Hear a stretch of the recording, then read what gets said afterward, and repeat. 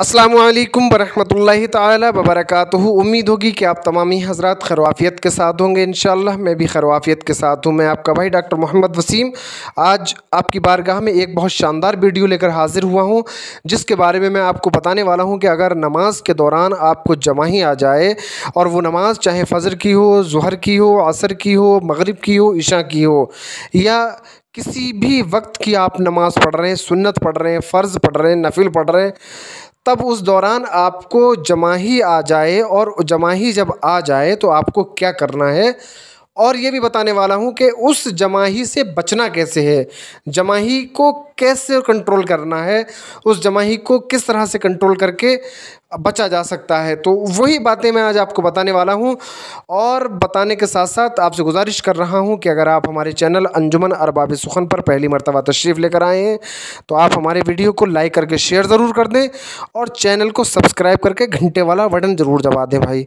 ठीक है, आप हमारे चैनल को जब सब्सक्राइब कर लेंगे तो हमारे वीडियो जो भी होंगे वो सबसे पहले आप तक पहुंचेंगे और आप सबसे पहले मुलाहिज़ा फरमा लेंगे उनको। बात जो थी वो मैं ये बताने वाला था कि अगर नमाज के दौरान आपको जमाही आ जाए तो उस जमाही को कैसे करके कंट्रोल करना है। ठीक है, अगर आप फजर की नमाज़ पढ़ रहे हैं, ज़ुहर की नमाज़ पढ़ रहे हैं, किसी भी वक्त की नमाज़ पढ़ रहे हैं, देखिए जमाही आना ठीक नहीं होता है, और जमाही जो आती है उसको कंट्रोल करना बहुत ज़रूरी होता है। ठीक है, उस जमाही को कंट्रोल करने के लिए दो तीन तरीके मैं आपको बता देना चाहता हूँ।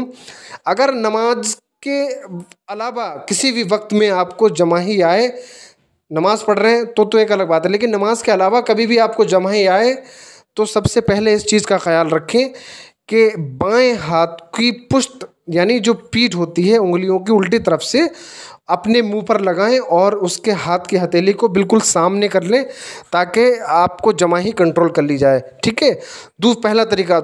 और उससे बेहतर तरीका ये है कि जब जमाही शुरू हो जाए तो आप ये देख लें, अपने दिल में ख़याल कर लें कि मेरे आका हुजूर अकरम नूर मुजस्सम सल्लल्लाहु ताला अलैहि वसल्लम को जमाही आई ही नहीं थी तो मुझे क्यों आ रही है। जब मेरे आका को जमाही नहीं आई तो मुझे क्यों आई जमाही। इंशाअल्लाह अज़्ज़ा वजल जमाही नहीं आएगी, जमाही वहीं रुक जाएगी।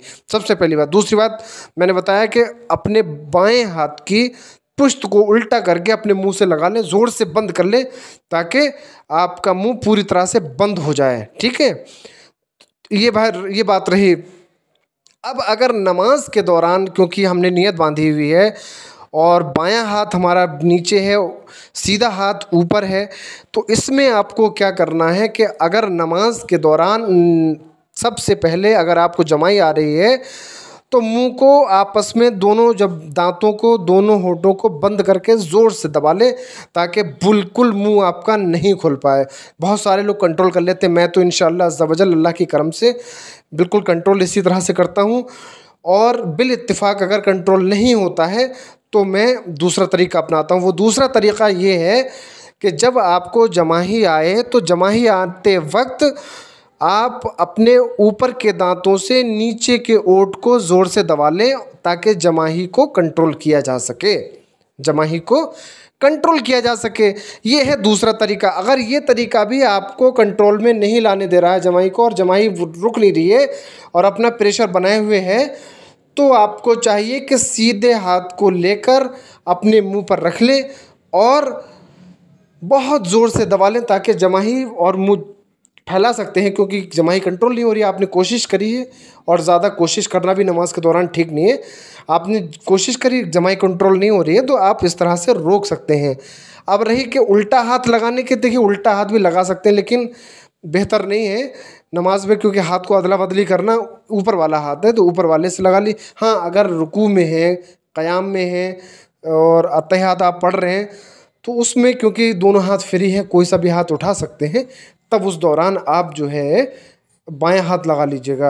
अगर नियत बंधी हुई है तो बेहतर उस वक्त में ये है कि आप सीधे हाथ को उठाकर अपने मुंह पर लगाएं और जमाही को कंट्रोल कर लें। हज़रात, अगर ये वीडियो आपको पसंद आया तो इसको लाइक करके शेयर ज़रूर कर दें, और इंशाल्लाह मिलते हैं अगली वीडियो में अच्छे टॉपिक के साथ। तब तक के लिए अल्लाह हाफिज़।